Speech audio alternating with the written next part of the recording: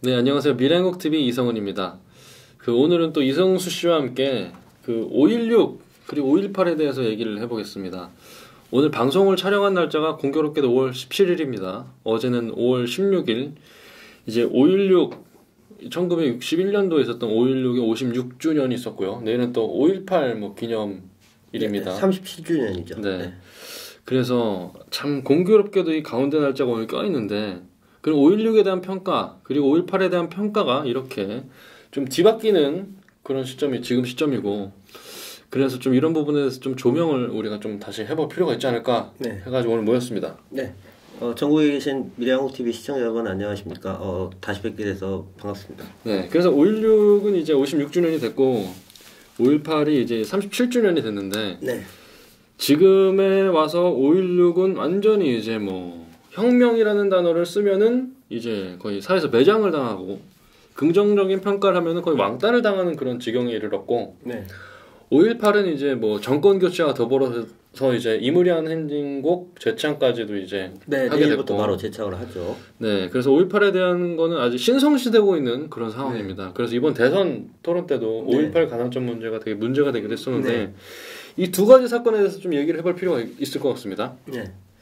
또 공교롭게도 방송 진행자이신 또 이성은 기자께서 또 5월 18일생이지 않습니까? 아, 네, 맞습니다. 네, 그래서 아마 5.18에 대해서 누구보다 또 잘 알고 많은 이야기 해주실 거라 믿고, 사실 근데 오늘 5월 17일이 그 중간일이긴 한데, 근데 정확하게 따지면 1980년 5월 17일 사실 자정부로 전국에 계엄령이 선포가 됐죠. 그래서 사실 5월 17일부터 이제 전국 계엄령이 선포되면서 이제 5월 18일부터 이제 광주에서 이제 어찌 보면 이제 군민 간의 이제 충돌 양상이 이제 나타나면서 이제 광주 민주화 운동이 발발한 건데, 글쎄 근데 사실은 참 이 두 사건은 20년의 격차가 있지만 어찌 보면 대한민국 역사를 크게 우리가 그런 얘기 하지 않습니까? 산업화 시대, 그 다음에 민주화 시대였다. 또 우리나라 주축을 이룬 보수와 진보는 산업화 세력 대 민주화 세력이다 하는데, 어찌 보면 그 두 세력 혹은 그 두 시대를 가장 상징적으로 보여주는 각각의 사건이 5.16과 5.18이 아닌가,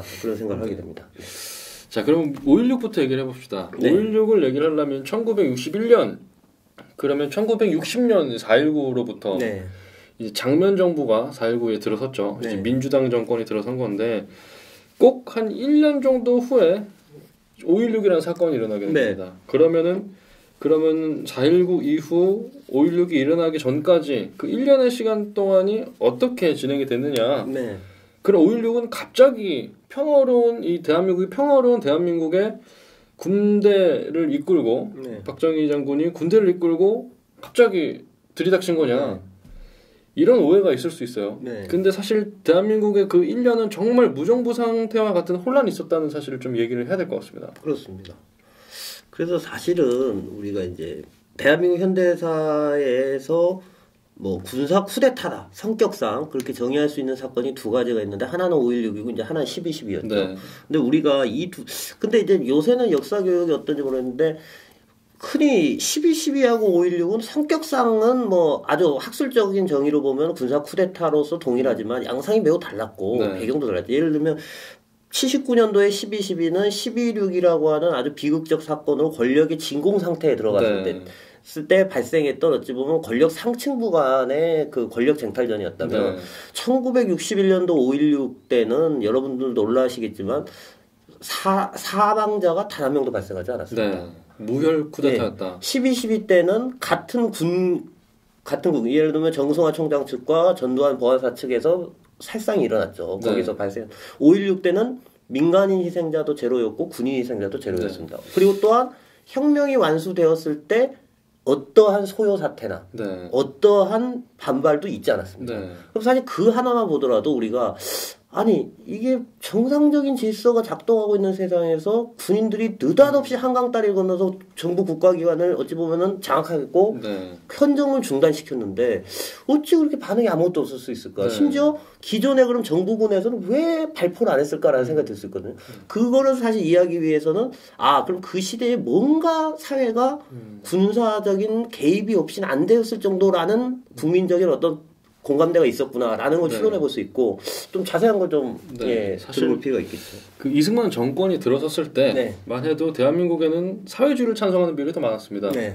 그럼에도 불구하고 이제 민주 정부가 들어섰는데 사실 이제 민주주의를 하기에는 되게 어려운 환경이 있었고 이승만 대통령이 삼선을 하는 동안에 그래도 민주주의에 대한 막연한 환상들이 있었습니다. 국민들에게. 그래서 민주정부에 대한 그런 걸 외쳤고 근데 3.15 부정선거가 일어나면서 그때 이기붕 부통령 만들기 위한 그런 3.15 부정선거가 있고 난 후에 이제 4.19가 터졌는데 사실 4.19가 터질 당시만 해도 국민 사이에서는 민주주의에 대한 개념이 명확지도 않았습니다. 근데 이제 그 일부 학생들이나 그런 사람들이 외치는 그 민주주의라는 것이 이제 권위정부에 대한 그런 반감으로부터 해서 민주주의를 외쳤고 실제로 환상 속에 있었던 민주정부가 들어선 게 이제 장면정부가 되겠죠. 근데 장면정부가 이제 민주정부라고 해서 자유화를 물결을 타고 생겼는데 자, 근데 이 국민들이 이제 자유를 이제 누리려고 해보니 민주주의가 뭔지도 잘 모르겠고, 그러니까 이제 자유 뽕을 맞은 사태가 이제 발생을 한 겁니다. 각종 시위가 벌어지고, 그래서 뭐 하물며 시위가 매일매일 일어나니까 지금은 이제 뭐 시위가 뭐 주말마다 촛불 집회, 태극기 집회 있었지만은 이제 집시법이 이제 허가제가 아닌 신고제로 바뀌면서 매일매일 시위가 일어나는데 오죽하면은 이제 시위를 하지 말라는 시위가 일어납니다. 전국에서. 그 혼란상 속에서 장면 정부에 대한 지지율이 어땠냐 따져보면은 장면 정부를 신뢰할 수 있느냐라는 여론조사가 그때 있었는데 3.7%만이 장면 정부를 신뢰할 수 있다라고 할 정도로 이 사회 혼란상을 더 이상 방관해서는 안 된다라는 국민들의 이런 그 합의된 그런 생각들이 있었던 거고 그 미국에서는 그 메카나키 보고서에 보면은 아마 대한민국이 1961년 봄쯤에는 무슨 그 쿠데타에 준하는 그런 상황이 있을 것이다라는 예측이 나돌 정도로 정말 사회가 혼란스러운 상황이었습니다. 그 과정 속에서 5.16이 일어난 거죠. 그리고 아까 말씀하셨던 것처럼 무혈 쿠데타였고 그 규모도 아주 작았습니다. 뭐 장교 한 200여 명, 사병 한 3,600여 명으로 벌인 아주 작은 규모의 쿠데타였고 그럼에도 불구하고 국가가 뭐 아주 속선무책으로 지도부가 물러났다라는 거는 그 당시의 정부의 상황이 굉장히 좋지도 않았고 무정부 상태와 다름없었다라는 걸 방증을 하는 거죠. 그래서 뭐 사실은 우리가 4.19 1960년도에 4.19로 민주화의 꽃이 피었다가 1961년도에 5.16으로 그 싹이 죽고 그 후 30년간의 군부 독재의 암흑으로 들어갔다. 그리고 그 과정에서 80년 광주 민주화의 비극이 있고 87년도 비로소 민주항쟁을 통해서 민주화됐다라는 게 이른바 소위 민주화 세력의 사관인데 근데 그러려면 근데 4.19와 사실 5.16의 성격은 사실 어찌 보면 이런 얘기가 최근 들어서 좀 나오고 있지만 4.19와 5.16이 과연 정말 역사적으로 양립할 수 없는 가치냐 그렇진 않다는 거예요. 우리가 4.16을 흔히 이렇게 말하면 미완의 혁명이다. 네, 4.19죠. 미완의 혁명. 아, 혁명은 혁명인데 완수를 못했다. 근데 이 완수를 못한 건 뭐냐? 5.16 때문이 아니라 4.19 때 여러분도 아시다시피 진짜 혁명이 되려면 그 혁명을 했던 학생들하고 민간 주체가 당시 정부 정치권 기득권자는 전체 교체를 해야 됩니다. 사실 4.19를 우리가 미완의 혁명 또는 학생의거라고 부르는 게 무슨 그 뜻을 낮추려는 게 아니고 학술적으로 보려면 혁명이 되려면 그 당시에 정치권을 갖고 있던 기득권층 전체를 날렸어야 돼요. 그러니까 쉽게 말해서 이승만 대통령 정부의 뭐 이기붕이나 자유당만이 아니라 역시 기득권 정치 부패 세력에 동참했었던 장면 윤보선 세력도 다 날리고 학생들이 새로 정부를 혁명 정부 세우고 이게 사실은 성공한 혁명인데 그렇지 못했죠. 그리고 나서 4.19에서 그렇게 몰아내고 나서 나머지 그 기득권 세력들이 들어와 보니까 아하 이게 주인은 바뀌었다. 근데도 바뀐 것이 없다. 일반 민생은 오히려 말씀하신 사회 올라온 그런 미완의 혁명이었기 때문에 5.16이라는 것이 나온 거고 결정적으로 5.16을 했던 사람들이나 4.19를 했던 사람들이나 지금은 뭐 이런 얘기하면 미친 소리다 할 수 있지만 4.19를 했던 당시의 대학생 고등학생이나 5.16을 했던 당시의 젊은 20대 장교들은 똑같은 생각이었어요. 아, 우리 대한민국이 더 이상 이대로 가서는 안 된다. 더 이상 무능한 정치 집단으로 가서 안 되고 무엇보다 제일 중요한 건 뭐냐. 배를 굼지 않아야 된다. 야, 딴 거 다 필요 없다. 뭐든 좋으니까 제발 우리가 잘 살 수 있는 나라가 됐으면 좋겠다. 이 마음에서 하나였던 거죠. 맞습니다. 근데 다만 60년도에 4.19에서 학생들이 할 수 있었던 거는 기존의 정치권의 일부 축이었던 이승만 정부를 몰아내는 데까지 성공했는데 더 이상 이제 거기서 나가지 못했던 그랬던 걸 동일한 의지를 갖고 있던 거기에 이제 실행력이라는 거, 조직력을 갖고 있던 군부 20대 세력들이 나타나서 그걸 저는 어찌 보면 연장해 간 거나 오히려 그걸 미완의 혁명이었던 걸 구체적으로 국가 아젠다로 실현해 나간 출발점이다. 이렇게 볼 수도 있다는 그렇게 생각합니다. 맞습니다. 그래서 사실 지금 4.19가 혁명이라는 거에 대해서는 이 좌우 간의 논쟁이 없이 딱 정리가 됐어요. 헌법 전문에도 들어가 있습니다. 우리는 4.19 정신을 개선한다. 그런데 말입니다. 이제 5.16을 예전에 혁명이라고 했는데 지금은 5.16을 혁명이라고 하는 거는 아까 방송을 시작할 때도 말씀드렸습니다만 굉장히 위험한 그런 발언처럼 얘기를 하고 그걸 금기시까지 합니다. 근데 한번 생각을 해봅시다. 5.16이 일어났을 때 대한민국 국민들이 쌍수를 들고 환영을 했습니다. 그래서 참 4.19 때 장면 정부를 4.19가 벌어지고 나서 장면 정부가 들어섰고 장면 정부에 대한 기대감이 국민들이 엄청났습니다만은 불과 그 1년 동안의 시간이 정말 사회를 급속도로 혼란스럽게 만들었고 그 과정에서 아까 말씀드렸던 것처럼 3.7%의 지지율로 추락하는 그 무정부 상태 같은 상황에서 그 5.16 때 나타난 군부 세력에 대해서 국민들은 엄청난 환영을 보냈죠. 그래서 그 부분을 봤을 때 4.19만 혁명이고 5.16은 혁명이 아니냐. 왜냐 국민들을 무식한 군바리 집단이 나와가지고 뭐 탱크를 끌고 와가지고 점령했다 이게 아니라 당시의 군대는요 최고 엘리트 집단이었습니다. 그렇죠. 그 당시 대한민국에서는 정말 소수 엘리트 집단. 예전 뭐 한 40년 전만 해도 육사와 서울대가 뭐 레벨이 비슷했을 정도인데 그 당시에는 이제 고급 교육을 받을 수 있는 곳이 군밖에 없었고 군대에 있는 그 최고 엘리트들이 국가의 그 어지러운 상황을 수습해보자 하는 그런 일념으로 그걸 단행한 쿠데타였는데 이때 당시 국민 여론을 봤을 때 그리고 사실 5.16 이후에 그 18년의 박정희 대통령의 통치 기간 동안에 대한민국이 정말 전 세계의 역사 유래를 찾아볼 수 없는 발전을 했다는 거는 부정할 수 없는 사실이에요. 그러면은 5.16에 대한 처음에 반응도 좋았고 어떻게 보면 결과까지 좋았다라는 점에서 혁명이라고 표현을 할 수가 있지 않냐 라는 생각을 저는 합니다. 그래서 사실은 그 아까도 말씀하셨지만 하나 또 우리가 이런 얘기를 하면 또 이렇게 받아들이실 수 있어요. 야, 그 사회 혼란이 아무리 심해도 군대가 어떻게 개입을 하느냐. 또 어떻게 그걸 지지할 수가 있느냐 생각을 하시는데 그 당시 어떤 구호가 나면 여러분 교과서에 실려 있을 거예요. 가자 북으로 오라 남으로.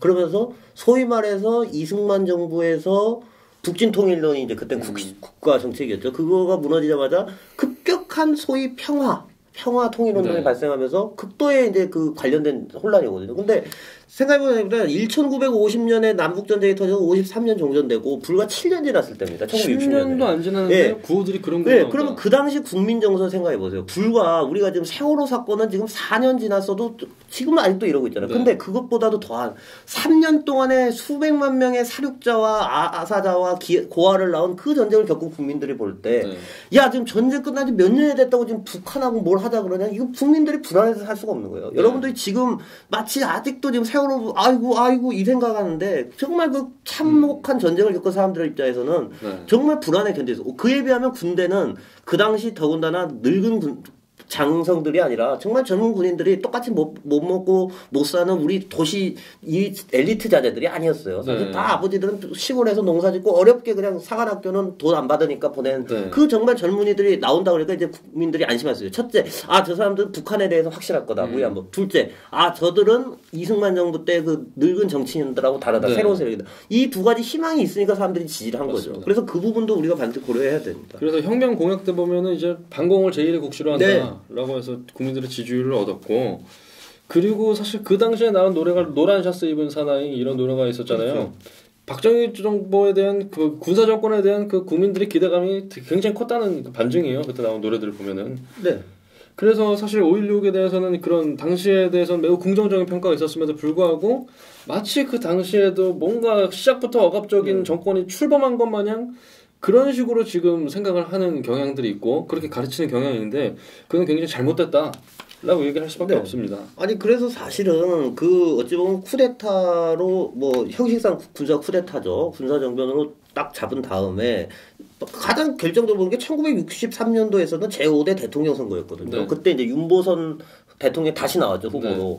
그때 박정희 대통령하고 윤보선 대통령이 붙은 그 대선이 어찌 보면 국민들의 가장 평가입니다. 그때는 직접 네. 보통 선거였어요. 맞습니다. 지금 하는 식으로. 마찬가지로 문재인 대통령 당선됐던 똑같이 직접 보통 선거였는데 이때 무슨 뭐 지금 군사 3년 만에 군정이 이제 끝나왔는데 지금 뭐 이때가 무슨 유신 말기 때처럼 뭐 이게 정보부가 뭘 합니까? 뭐 아무것도 없었어요. 오로지 정말 국민들이 판단하는 거예요. 야, 보니까 윤보선 대통령의 그 민주당 구세력으로 다시 돌아갈 거냐 아니면 그래도 우리 젊은 군인 세력들 한 2년 반 한 거 보니까 그걸 밀어줘. 그 대결이었거든요. 네. 근데 그때 불과 15만 표 차이지만 이겼어요. 박정희 대통령이. 네. 그리고 놀라운 것은 당시 박정희 대통령이 대부분 압승한 지역이 어디였냐? 전라도, 경상도, 충청도 시골이었어요. 시골. 도시 오히려 서울에서는 윤보선 네. 대통령을 지지하는 게 많았죠. 소위 말하는 지금으로 따지면 속물 리버럴들이 많았는데 오히려 농촌에 못 사는 우리 대부분의 서민들은 진짜 서민들은 오히려 안심하고 찍은 거예요. 아, 이 사람이어야 뭐가 바뀌겠구나. 네. 그렇기 때문에 제가 다시 말씀드리는 게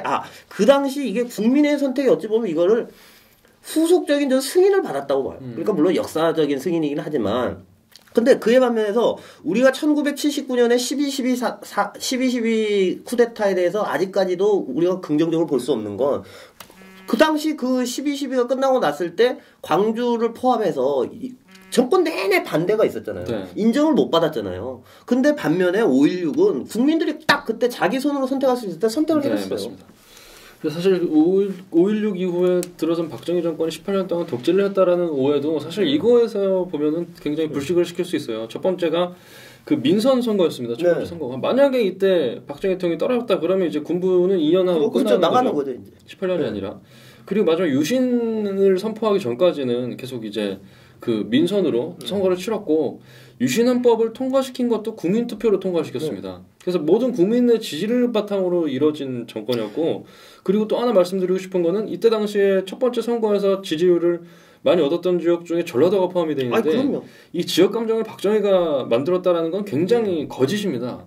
이 전라도 사람들이 박정희에 대해서 얼마나 많은 이 표를 주고 그 기대를 걸었고 사실 실제로 박정희 대통령이 전라도 쪽에 가가지고 많은 뭐 농촌 사업이나 그런 걸 굉장히 신경을 많이 썼습니다.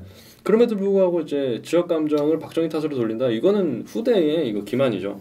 근데 그 사실 뭐 근데 박정희 대통령에 대한 이야기를 하기 시작하면 너무 끝이 없어서 네. 근데 오늘 다시 약간 주제로 돌아오자면 사실 5월 16일 5.16이 1961년도 당시부터 YS 그러니까 문민정부 들어서기 전까지 군사혁명이었거든요. 네. 근데 여러분들 혹시 기억나실지 모르는데 옛날에 그 인력이라고 하루에 이렇게 떼는 거 있었어요. 그 부동산 달력이. 네, 부동산 달력이도 하고 좀 가난한 집에서 그거 이제 변소갈 때 쓰기도 했던. 네. 근데 그거에 보면 뭐라고 되냐 5.16 하면 군사혁명 기념일이랬어요. 네. 그러다가 문민정부 들어오면서 이제 군사정변이다. 용어가 바뀌었어요. 쿠데타라는 걸 정변이라는 표현을 바꿨어요. 그러다 이제 DJ 정부 이후 들어서면서 이제 그냥 쿠데타가 돼버렸죠. 그리고 인사청문회에 나온 사람들한테 꼭 이걸 물어봐요. 네, 아 이게 마치 무슨 공직자가 가져야 될 올바른 국가관, 안보관, 역사관의 바로미터가 되느냐. 네. 당신 5.16 혁명이냐 쿠데타냐.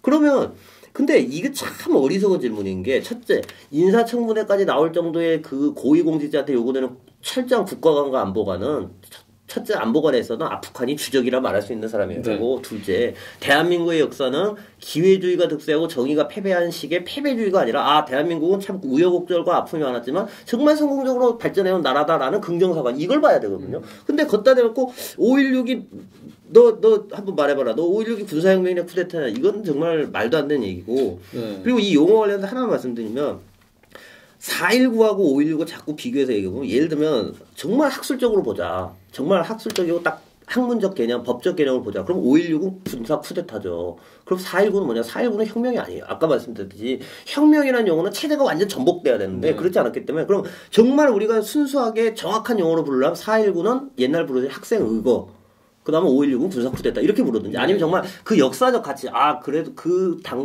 단순한 사건의 성격이 아니라 우리 현대사에 미친 영향을 평가해야 된다. 그러면 4.19를 민주혁명이다. 그러면 5.16도 혁명인 거야. 네. 뭐 그냥 혁명이라 부르기 전 거북선도 그래 5.16은 근대화 혁명이었다. 대한민국의 산업화 발전 혁명이었다. 뭐 이렇게 그렇게 불러야 된다. 맞습니다. 사실 이 부분에 대해서 얘기를 하자면은 4.19 혁명을 혁명이라고 부르겠다라고 하면은 네. 뭐 5.16도 혁명이라고 불러야 된다라는 네. 이건데 그 5.16을 혁명이라고 하는 것에 대해서 부정하는 분들이 하나같이 동일하는 건 영국 혁명, 프랑스 혁명은 혁명이었다라는 네. 거에 동일합니다.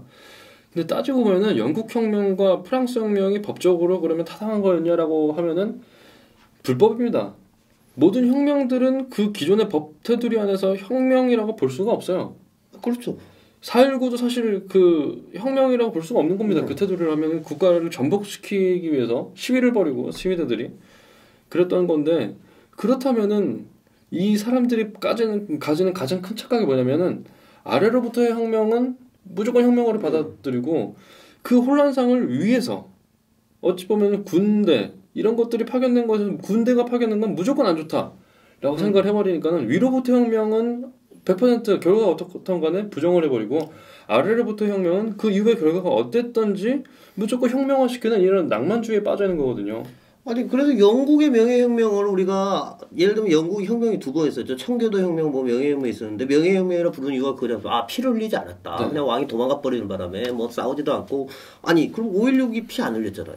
그럼 뭐 5.16 되고 난 다음에 무슨 윤보선 대통령이 단두대 기요틴에서 사형을 당했습니까? 아니 뭐 장면 총리를 뭐 감옥에 보냈습니까? 그런 게 없었거든요. 그러면은 영국과 비교하면 명예혁명이다. 불란서 혁명, 프랑스 대혁명이라 불리는 것도 보면 정말 그 끝나고 난 3년 동안 정말 혁명, 반혁명 일어나면서 수만 명이 죽어나갔잖아요. 그리고 사회혼란이 엄청났어요. 네, 근데 그런 것도 없었잖아요. 그런데도 5.16한테는 죽어도 이건 5.16은 군사 쿠데타다라고 불러야 되는 분들이 프랑스, 영국, 뭐 미국 이런 데서 하면 그 찬란한 시민혁명 우리도 빨리 명예혁명해야 되는 뭐 촛불혁명이 명예혁명이다. 여러분 촛불 시위하다가 사람 죽는 경우 나오잖아 사고사에서. 네. 5.16 때 그런 게 없었어요. 그럼 당연히 5.16이 명예혁명이죠. 근데 뭐 마치 뭐 우리나라에서 하여튼 말씀하신 우리나라에서 했다 그럼 뭐든 일단 싫은 것 같아요. 네.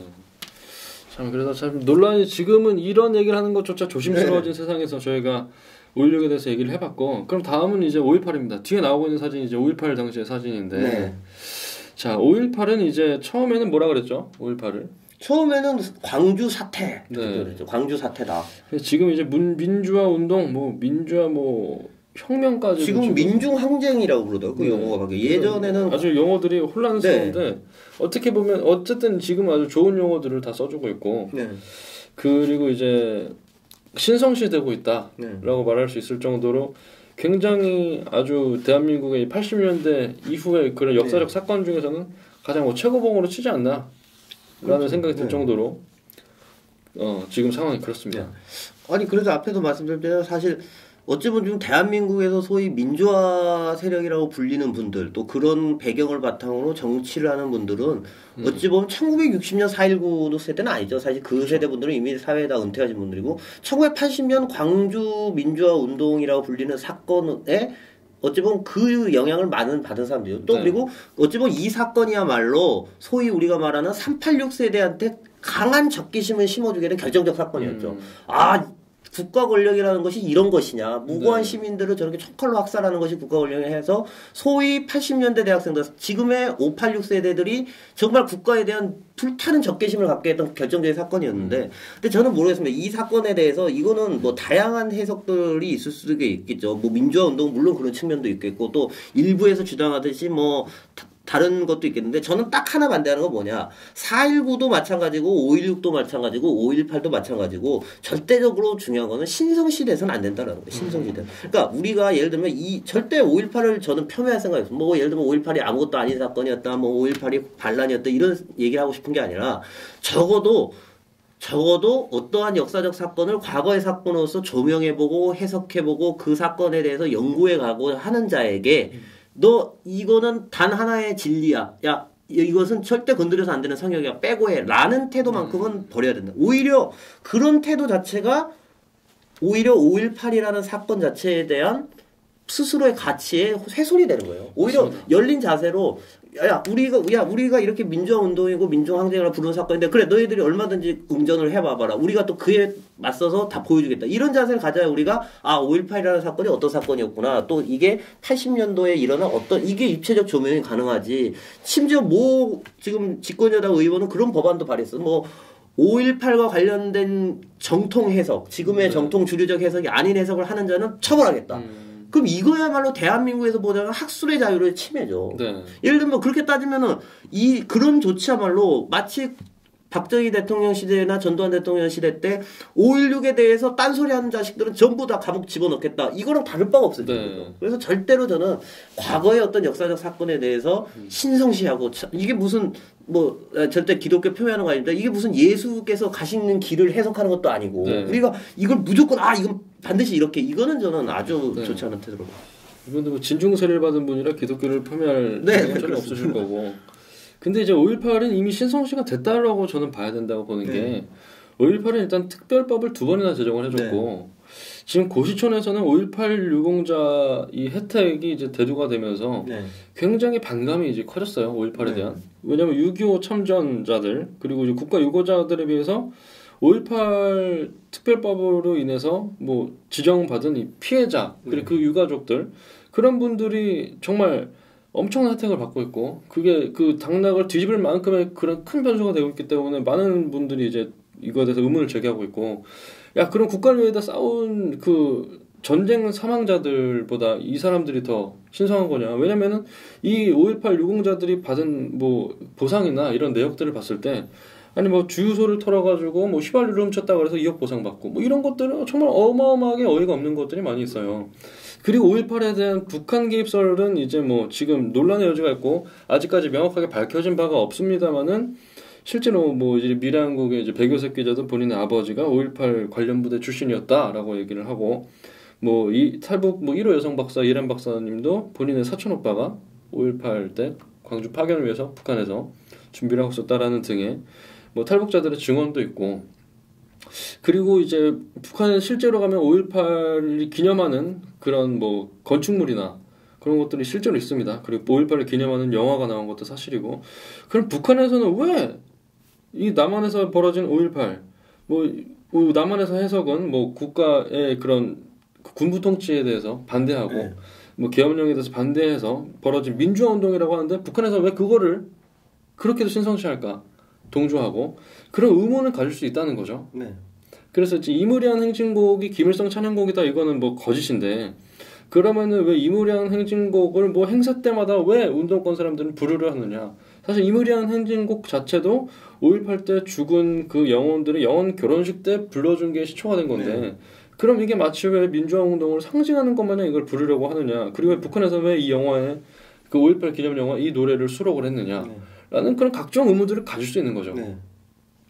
아니 그래서 지금 말씀하셨듯이 사실 뭐 북한에서 왜 그런 5.18을 하느냐 사실 이건 두 가지 해석이 다 가능합니다. 첫째 뭐 일각에서 주장하는 대로 그거는 북한에서 지시한 거기 때문에 북한이 선전하는 거다라는 해석도 가능하고 또 한편으로는 이게 북한하고 아무 관계없는 순수한 민주화 운동인데 북한이 자기네들의 치적인 양 선전하는 용도였다라는 해석도 가능하고 그래서 저는 저도 사실 잘 모르고 저한테도 80년도 5.18이 뭐냐 그럼 저도 사실 말하기 어려워요. 이번에 직접 겪어본 것도 아니고 제가 보고 들고 다만 그럼 그럼 이런 여러 뭐 이 기자를 포함해서 이렇게 다양한 궁금증이 있으면 그것에 대해서 그럼 같이 얘기를 할 수 있어야지 이게 의미가 있다고 보거든요. 특히 5.18 지금 단체분들이 제일 반발하는 게 그거죠. 소위 이제 모 유력 인사를 비롯한 북한 개입설인데 그럼 오히려 그걸 얘기해라고 해봐야 돼. 그럼 당신의 주장이 뭐지 다 얘기해봐라. 그럼 하나부터 A부터 Z까지. 그럼 오케이. 그럼 근데 우리가 이게 아니라는 걸 보여주겠어. A부터 Z까지. 이런 논의 과정이 거쳐져야 사람들도 이제 비로소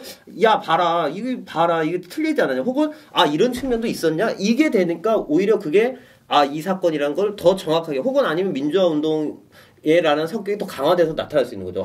그분들의 오히려 더 도움이 되는 거죠. 그래서 더군다나 이게 무슨 당장 조그만 무슨 지역의 사건도 아니고 전 국민들과 한국 사회에 큰 영향을 준 사건이고 또 오늘날 중고등학교 및 대학 교단에서도 늘 가르치는 사건이지 않습니까? 그러면 이 사건이 도대체 어떤 의미인가? 도대체 구체적인 사실이 뭔가? 또 여기저기서 주장하는 이설들은 맞는 얘기인가 틀린 얘기인가? 이런 걸 오히려 검증해가는 과정을 거쳐야만이 오히려 저는 그래서 이런 작업을 하는 게 5.18 단체들에게도 도움이 된다고 봐요. 봐라. 그러니까 이분들이 봐라. 그럼 이거 아니지. 이런 식으로 하는 과정을 거쳐야 오히려 많은 국민들이 볼 때 그렇구나라는 게 교육도 된다 이렇게 생각합니다. 사실 5.18 단체들에서 주장하는 거는 뭐 5.18 당시에 뭐 참여했던 학생들이 썼다는 뭐 수기 네. 이런 걸 전시하고 네. 뭐 사진들 뭐 이런 것들이거든요. 근데 사실 실제로 시민들이 무기고를 털어서 군인들과 경찰을 쐈다.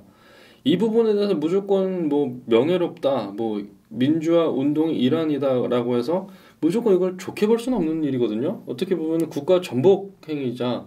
그 일각에서 이거 폭동이라는 얘기를 하는 것도 사실상 지금 생각해 보시죠. 여러분들이 무기고를 털어가지고 군인들을 쏜다. 이것은 공권력에 대한 그 엄청난 도전이거든요. 그래서 이런 부분에 대해서는 과도 인정을 해야 되고 사실 그렇게까지 군인들을 쏘고 경찰들을 쏘고 할 만큼의 국가적 상황이 그렇지는 않았거든요. 그래서 그런 부분에 대해서 얘기를 또 해줘야 되고 그리고 뭐 5.18에 대한 뭐 북한군 개입설에 대한 얘기는 뭐 지금 명확하게 입증을 할 수가 없습니다만은 뭐 서울에서 내려온 600명의 학생들을 원래 뭐 찾습니다 해가지고 5.18을 특별법을 제정할 때도 그렇고 이걸 포함을 시켜주려고 보상을 해주려고 그랬습니다. 근데 5.18에 대한 그 5.18 유공자들 지금 계속 늘어나는 추세인데 그 공고를 내걸었을 당시에 서울에서 600명의 학생들을 찾습니다라고 하는데 한 명도 나타나지 않았습니다. 그래서 그걸 아예 삭제를 해버렸습니다. 슬그머니. 아 그랬군요. 네. 그런 부분에 있어서 봤을 때는 왜 그 한 명도 나타나지 않았을까라는 의문을 가질 수도 있고 그리고 당시에 죽은 뭐 군인들의 시신을 뭐 봤을 때 카빈 소총에 총알이 나왔다. 이건 사실 우리나라는 카빈 소총이 없지 않습니까? 그런 걸 봤을 때 왜 그러면 카빈 소총이 어디서 난 거냐? 라는 의문도 가질 수 있는 거고 그런 의문점들이 상당히 많이 제기될 수 있는 여지들이 많은데 5.18 당시에 군인들이 시민을 쐈다. 그리고 그 사람들의 수기를 봤을 때 너무 안타까운 일들 그리고 정말 그 악랄한 것들이 수기에 써있다. 그리고 실제로 안타까운 죽음도 많았죠. 그래서 그런 것들을 봤을 때 무조건 군부들의 그 정말 잘못이고 전두환의 잘못이다. 이렇게 얘기하기에는 너무 일방적인 주장이다라는 거를 저는 얘기를 하고 싶어요. 글쎄요, 이거 저도 지금 참 사실 처음 듣는 얘기들도 오늘 많아서 네. 그런 경우도 있나 뭐 이런 생각도 들고 한데 말씀하신 뭐 이 기자님이 지금 얘기해 주신 그러한 시각들도 있기 때문에 네. 그래서 사실 저는 어떤 역사적 사건이라는 거를 하나의 단면만 본다라는 게 사실 되게 위험한 거죠. 예를 들면 5.16이라는 사건도 앞에서 말씀드렸듯이 5.16이라는 사건은 사실 굉장히 다양한 프레임으로 볼 수 있는데 프레임을 받쳐볼 수 있는데 딱 하나 군인들이 허락받지 않은 명령 없이 한강 다리를 넘어서 정부를 전복했다라는 측면만 부각시켜보면 5.16은 빼도 박도 못하는 군사혁명, 군사 쿠데타고 심하게 얘기하면 군사 반란인 거죠. 근데 또 그 반대편에서 렌즈를 비춰보니까 근데 당시에 또 국민들의 반응이나 심지어 뭐 집권자까지도 올 것이 왔다라고 얘기할 정도면 이건 약간 또 역사적 불가피성이 있나 또 그쪽을 비춰보면 또 일견 이해가 되는 부분도 있듯이 5.18도 좀 마찬가지고 특히나 어찌 보면 5.18은 당시 5공화국 때부터 거의 6공화국 들어서서 5.18 청문회 하기 전까지 5공화국 당시에는 거의 뭐 다뤄질 수가 없었죠. 왜냐하면 당시 집권 세력 자체의 인터레스트가 굉장히 걸린 문제이기 때문에. 그리고 그러다가 5년도였죠. 그 김영삼 대통령이 갑자기 이제 느닷없이 역사 바로 세우기 특별법 제정해가지고 전두환 노태우 대통령을 집어넣으면서부터 급반전됐는데 근데 그러다 보니까 이게 어떤 문제가 있냐면 정작 5.18이 일어난 당시에는 그 철권 통치 때문에 아무도 몰랐던 사건이 또 갑자기 95년도 민주화 정부라는 김영삼 정부 너무 급작스럽게 반전이 되면서 갑자기 막 그 전직 대통령들이 다 반란 수계자로 들어가고 갑자기 그 전까지는 다들 사퇴라고도 말하지 못했던 게 민주화 운동이 되고 하면서 너무 급반전이 되다 보니까 정작 우리가 다양한 측면을 볼 기회는 없었다는 거. 또 정작 그 사건에 대해서 하루하루 꼬집어 이게 뭔 일이 있던 측면 여기서는 또 군이 이런 문제가 있었구나. 민간에서는 또 이런 응전이 있었고 이런 식으로 찬찬히 살펴보고 도대체 어떠한 역사적 맥락일까 그 안에 어떤 복합적인 요소가 있을까를 고려해볼 시간이 부족했던 거예요. 그래서 오히려 지금이라도 필요한 거는 더 이상 이게 빨갱이 혁명이 빨갱이들의 책동이다 이거 무조건 신성한 민중항쟁이다 이런 그 단순 논란보다도 그렇다고 광주 민주화운동이라는 게 도대체 어떤 사건이었나를 지금부터라도 꼼꼼하게 한번 살펴보면서 하는 좀 차분한 차가운 좀 냉정한 어떤 검토가 필요한 시점으로 그동안은 너무 50 때는 그냥 절대 말 못하겠다. 갑자기 민주화운동 되고 DJ 정권 YS 정권에서 갑자기 이게 또 엄청 폭발력 있는 정치 이슈가 되고 하는데 이런 것보다 진짜 침착하게 어떤 사건이 있었나 복합적 요인들이 뭔가 이런 걸 좀 다 같이 고려하면서 맞는 주장이 뭐고 또 그런 주장은 뭔가 보는 그 냉정함이 좀 필요하지 않나 네, 맞습니다. 지금 뭐 5.16이고 5.18이고 완전히 이제 한쪽의 주장이 거의 사회에 일방적으로 주류가 된 상황이라 네. 그런 부분에서 좀 균형적인 시각을 가져야 뭐 대한민국에 대한 역사도 좀 정확하게 평가를 할 수가 있지 않겠습니까? 뭐 5.16에 대해서도 뭐 가치를 인정해줘야 대한민국의 발전 역사를 사실 5.16을 빼놓고 얘기할 수가 없는 건데 네. 5.16을 제외해놓고 얘기를 하다 보면 사실 그 뭐 빈집에다가 뭐 궁전을 짓겠다 뭐 이런 얘기가 돼버리는 거고 5.18에 대한 평가도 만약 이렇게 신성시하게 되면은 글쎄 민주화 운동을 했을 당시에 민주화를 위해서 정말 열심히 싸웠던 그 세력이 있고 사실 정부국이라고 할 수 있는 세력들도 있는데 그걸 이원해서 철저하게 민주화 역사를 바라볼 수 있는 배경이 될 수 있다고 저는 봅니다. 그래서 사실 저는 그런 생각합니다. 역사는 부모와 같다. 저는 그런 생각을 해요. 뭐냐. 부모는 저희가 선택을 할 수가 없죠. 사실 예를 들면 내 부모가 너무 뭐 배우지 못하고 게으르고 막 폭력적이고 하더라도 내 부모인 걸 지울 수는 없죠. 네. 부끄러울 수 있어요. 근데 우리 과거도 마찬가지잖아요. 예를 들면 어떤 사람들 입장에서는 5.16은 정말 빛나는 우리의 역사지만 5.18이나 뭐 최근에 있었던 촛불 시위는 정말 수치스러운 역사다. 그렇다고 그걸 지울 수는 없죠. 또 반대 입장에 계신 분들이 우리는 4.19와 5.18과 87년 민주항쟁으로 발전해왔는데 정말 저 5.16은 수치스러운 역사다라고 생각한다 해서 그걸 또 지울 수는 없는 거거든요. 네. 그렇다면 어찌 보면 대한민국이라는 동일한 공간에서 다만 시간적 차이를 두고 발생했던 4.19가 나고 그 다음에는 5.16이 나고 그 다음에는 20년의 세월이 흘러서 5.18이 터지고 그 뒤 또 7년이 흘러서 6월 항쟁이 나고 그 뒤에 또 30년을 달려왔지 않습니까? 그럼 우리가 볼 거는 그럼 대한민국이라는 같은 공간에서 참 이렇게 성격이 달라 보이는 역사들이 어떻게 이렇게 필연적이듯이 보이듯이 왔을까요? 우연일 수는 없거든요. 네. 그럼 그걸 좀 우리는 균형이라는 말로도 좋고 뭐 객관이라는 말로도 좋고 다양성이라는 말로도 좋지만 좀 한번 그걸 다 인정하는 상태에서 한번 그 인과를 한번 보자. 왜 4.19가 나고 그 딱 1년 만에 또 5.16이 터졌을까? 또 5.16으로 20년을 가다가 왜 우리나라엔 또 5.18이라는 비극이 났을까? 이런 식으로 좀 침착함을 한번 저는 다시 한번 필요한 게 이제는 우리는 그동안은 5.16이나 5.18에 대해서 우리는 따뜻한 가슴은 가졌다. 근데 이제는 우리는 냉정한 머리를 좀 가질 필요가 있지 않을까 그런 생각을 해봅니다. 네, 동의하고. 네. 그래서 이제 참 묘하게도 오늘 날짜가 딱 5.16과 5.18의 중간에 겹쳐서 이런 얘기들 저희가 해봤습니다. 이제는 좀 대한민국의 이제 역사를 좀 산업화와 민주화 역사를 이제는 좀 객관적으로 바라볼 시기가 딱 된 것 같습니다. 87혁명이 일어난 87년 체제가 된 이후 지금 딱 30년의 세월이 흘렀고 이제 민주화 역사가 출범을 한 지도 이제 딱 30년이 된 세월이고 그렇기 때문에 이제 대한민국의 이 발전 과정에서 그 산업화 역사 그리고 이제 민주화 역사 그리고 그 과정에 있었던 역사적 사건들에 대해서 좀 이제는 객관적인 시각으로 바라보는 게 필요하지 않나 그런 생각을 해봅니다. 네, 그래서 사실 어찌 보면 뭐 옛날 시인이 얘기하기도 5월은 잔인한 달, 뭐 4월은 잔인한 달인데 참 대한민국 5월 달만 되면 참 5월 16일, 18일 참 불과 이틀에 걸쳐서 참 어찌 보면 대한민국 역사에 있어서 참 잊을 수 없는 두 역사적 사건이 발생했는데 근데 이제 다시 한번 뭐 강조드리고 부탁드리는 말씀은 이제는 조금 우리가 벌써 56년, 37년이 지났으니까 이제는 조금 우리도 우리의 과거를 그냥 차분한 시각에서 한번 찬찬히 한번 균형이라면 균형이면 좋고 또 여러 가지 뭐 말을 쓸 수 있겠지만 한번 우리도 이제 조금은 차분히 한번 바라보고 생각해보고 그 안에서 교훈을 얻어가는 그리고 조금 성숙된 후손으로서의 시각을 가졌으면 좋겠다. 그런 말씀을 좀 드리고 싶습니다. 네. 5.16과 5.18 이제는 조금 객관적인 시각으로 한 차례 좀 조금 위에서 내려다보는 그런 때가 되지 않았나라는 생각을 해보면서 오늘 방송 마치도록 하겠습니다. 고맙습니다. 감사합니다.